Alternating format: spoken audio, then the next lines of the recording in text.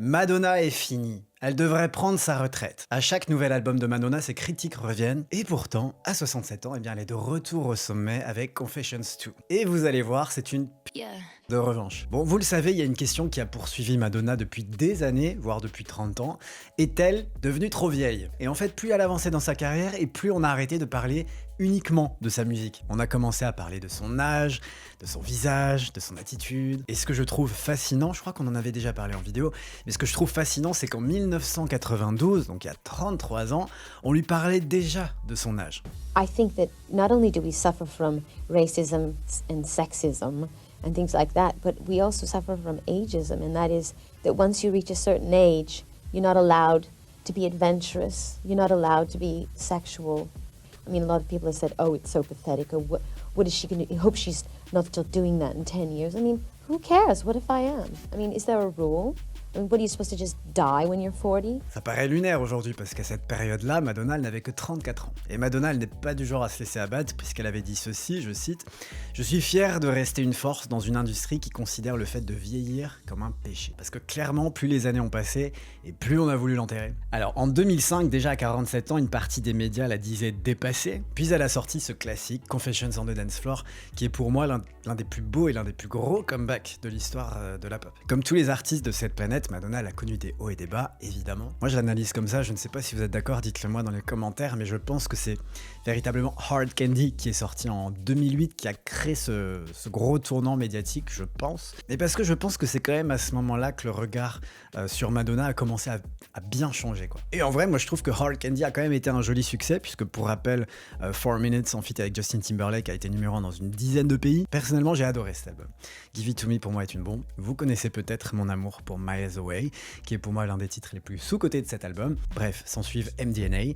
Je sais pas si vous vous rappelez de cet album, il a été accueilli un peu plus froidement, on va dire. Pourtant, c'est bel et bien cette ère-là qui nous a offert ce Super Bowl que je trouve légendaire. Puis on a eu Rebel Heart et Madame X. Des projets ambitieux, ma foi, mais pas forcément des albums qui ont rencontré le succès escompté, puisqu'encore une fois, on se parle de Madonna. Donc si vous voulez, pendant ces longues années, eh bien Madonna semble traverser une période de creux. Ses albums font moins de bruit, son image publique elle est de plus en plus caricaturée et parfois réduite à son âge et à son apparence. Donc très honnêtement, si vous aviez demandé à la plupart des gens il y a encore quelques années si Madonna pouvait retrouver un jour son sommet artistique, je pense que beaucoup vous aurez répondu que non. Et pourtant les amis, à 67 ans, Madonna signe l'un des comebacks les plus impressionnants de sa carrière, quoi. Confessions 2 est un album salué par la critique, numéro 1 des ventes aux États-Unis. C'est aussi sa meilleure semaine de streaming de tous les temps, et surtout un album que beaucoup considèrent comme étant son meilleur depuis plus de 20 ans, et pour le coup je suis assez d'accord avec ça. Donc Madonna était-elle réellement devenue trop vieille pour réussir, ou bien est-ce que la question finalement c'est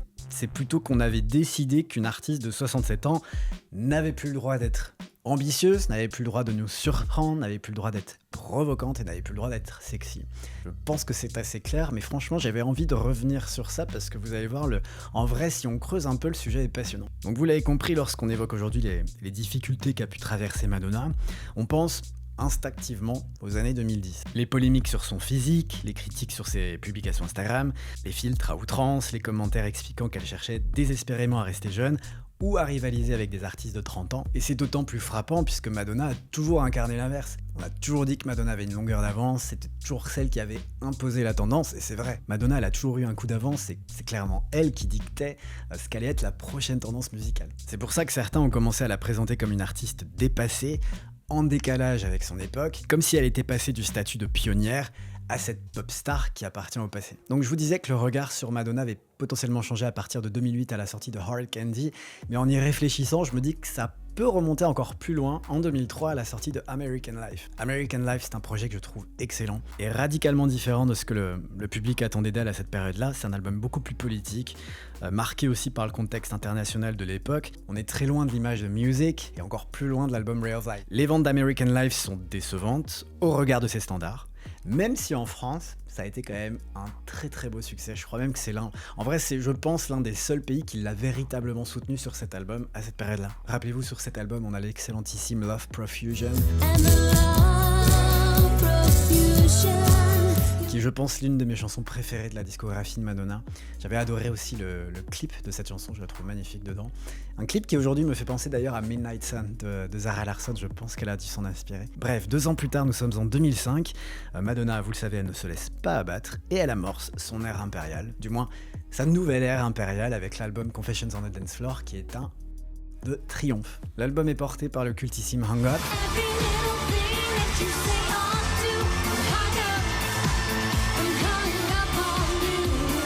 Phénomène mondial instantané. L'album est salué par la critique et on retrouve ce génie qui est Stuart Price qui a produit l'album. Madonna domine les classements internationaux et elle nous fait un peu oublier le revers qu'a pu se prendre American Life. Et elle montre qu'elle est une nouvelle fois capable de redéfinir le paysage musical. Donc logiquement, on pourrait se dire que cette réussite-là aurait dû mettre un terme aux interrogations qui entouraient toute sa carrière, mais en vérité, c'est l'inverse qui se produit. Parce qu'en 2005, Madonna a 47 ans et on continue à parler de son âge. Si ça avait été en 2026, honnêtement, je ne pense pas que ça aurait autant choqué, entre guillemets. Aujourd'hui, on a pas mal d'artistes qui continuent leur carrière au-delà de la quarantaine et c'est tant mieux. J'ai retrouvé des articles de l'époque qui décrivaient Madonna comme past it. Alors c'est une expression anglaise qui suggère qu'une personne a dépassé son apogée et qu'il serait temps quand même de s'effacer, de se retirer quoi. Et je trouve ça dingue qu'on puisse la décrire comme dépassée à une période où elle vient de sortir l'un des albums les plus successful de sa carrière quoi. Donc c'est pour ça que je me suis toujours dit que le débat sur son âge n'était pas né de la qualité de sa musique et de ses albums, puisque ce débat il existe déjà au moment même où cette musique fait l'unanimité à une échelle mondiale. Il y a une phrase d'une journaliste qui s'appelle Jennifer Savin que j'ai trouvée très intéressante parce que très juste, je cite: « Au fil des années, l'âge de Madonna est devenu une offense davantage qu'une source d'inspiration. » Alors attention, reconnaître que Madonna a été victime d'une forme d'agisme ne signifie pas que toutes les critiques qui lui ont été agressées étaient à fonder. Ce serait bien trop facile. Parce qu'après Confessions on the Dance Floor vient Hard Candy, en 2008, comme je vous disais, porté par 4 Minutes en collab avec Justin Timberlake et Timbaland. Et là, plusieurs journalistes commencent déjà à pointer une évolution inhabituelle chez Madonna, parce que depuis ses débuts, elle était celle, comme je vous disais, qui imposait les tendances.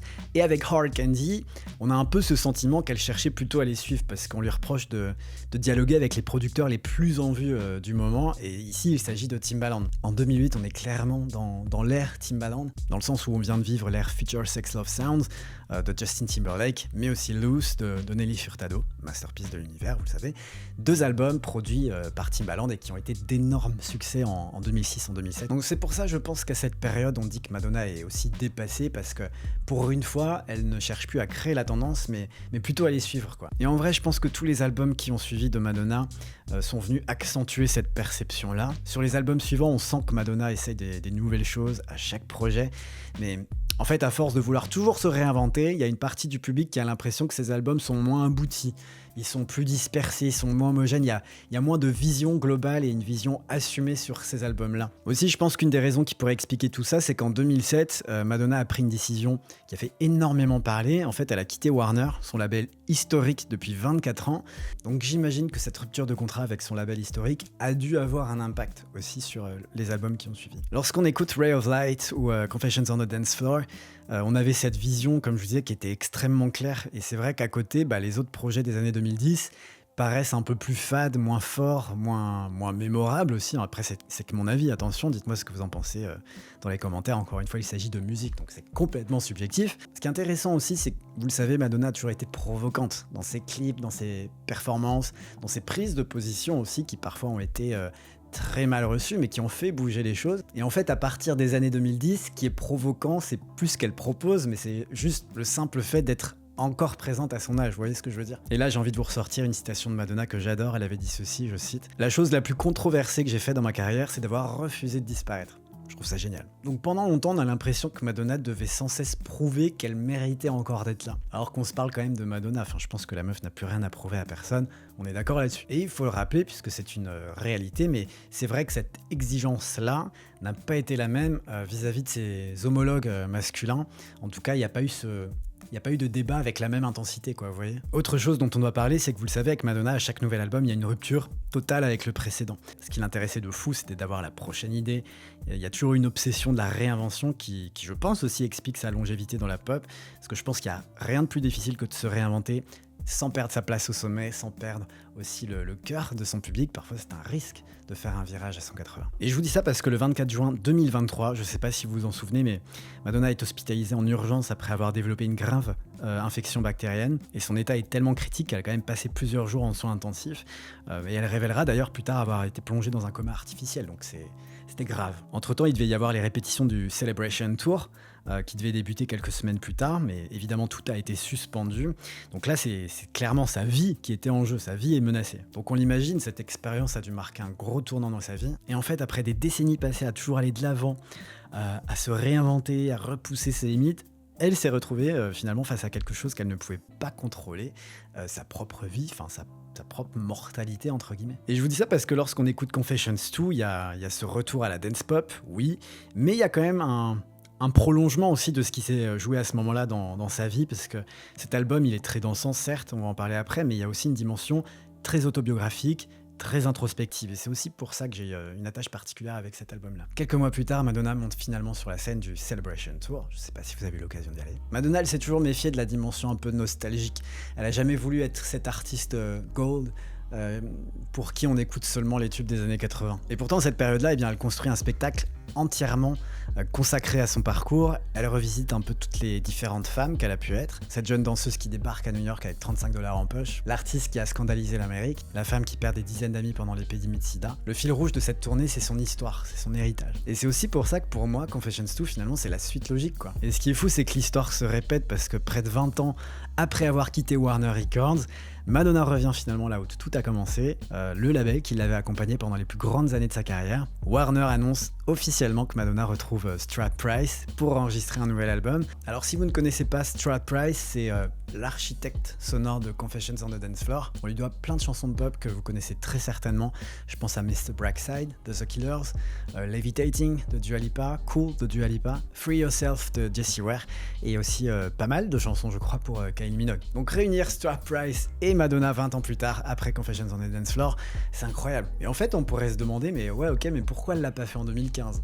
Pourquoi elle l'a pas fait en 2019, par exemple ? Le truc, c'est que entre Confessions on the Dance Floor en 2005 et Confessions 2 en 2026, Madonna, eh bien, elle a pris 20 ans. 21 ans pour être exact. Elle a enterré des proches, elle a élevé 5-6 enfants, je crois.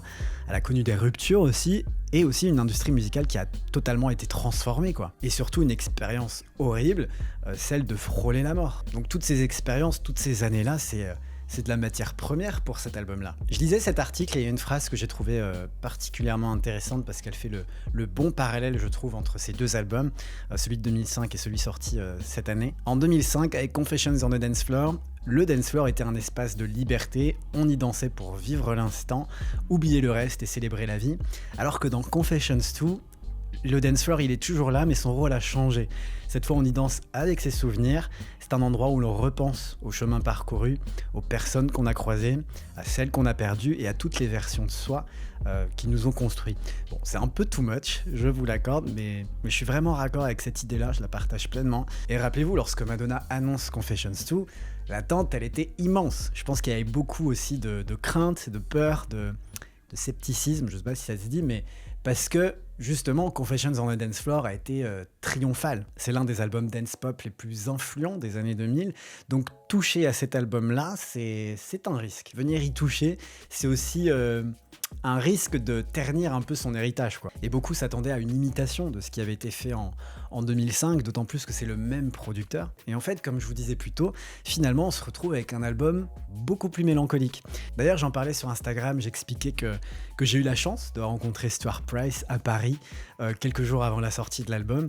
En fait, le label français de Madonna avait réuni quelques professionnel de l'industrie musicale française pour le rencontrer et justement discuter de cet album avec lui, connaître un peu quel a été le process autour de cet album, comment ils ont travaillé ensemble. Donc déjà c'était génial de pouvoir écouter quelques titres en avant-première et surtout de pouvoir discuter avec lui. Enfin moi c'est un mec que j'adore. Mais il y a une chose qu'il a dit durant cet entretien que j'ai trouvé assez surprenante, c'est que lorsqu'ils travaillaient ensemble sur ce qui est devenu Confessions 2, ils ne savaient pas que ça allait être Confessions 2. Enfin, il ne savait pas en fait qu'il travaillait sur la suite de Confessions on the Dance Floor. En fait, voilà, il n'abordait pas les sessions d'écriture, de compo et de production en se disant que ça allait être la suite de ce projet-là. Je trouve ça assez surprenant quoi. Et alors ce que j'ai trouvé génial avec cet album, c'est tout le roll-out, toute la campagne marketing qu'il y a eu autour de la sortie de cet album. Ça aussi c'est quelque chose qui m'intéresse de ouf. Qu'est-ce qu'on a eu? On a eu Coachella aux côtés de Sabrina Carpenter pour Bring Your Love, et j'ai adoré leur reprise aussi de Like Prayer. On a eu évidemment Confessions 2 de Film qui m'a mis une claque, très honnêtement. La collaboration avec Grindr, moi j'ai trouvé ça fun en vrai parce qu'elle s'adresse directement à une communauté qui l'accompagne depuis ses débuts, hein, on va pas se mentir. Donc j'ai trouvé ça très ludique, très intelligent. Elle sait clairement à qui elle parle. On a eu aussi toute cette campagne ancrée dans la culture club. Elle s'est rendue dans les clubs en personne, je trouvais ça génial. Et le halftime show de la Coupe du Monde de football. Bon, je vous avoue que j'ai été un peu déçu sur ce coup parce que je comprends l'idée d'avoir chanté Music, parce que dans les paroles elle dit Music makes the people come together. Donc c'est clairement aussi l'idée du sport, de cet événement sportif qu'est le football. Bon, elle a sorti quand même quelques paroles de Danceteria. Personnellement, j'aurais kiffé déjà un show 100% centré sur Madonna, mais surtout pour la courte séquence qu'elle a pu avoir, j'aurais préféré quelque chose axé sur ce nouvel album.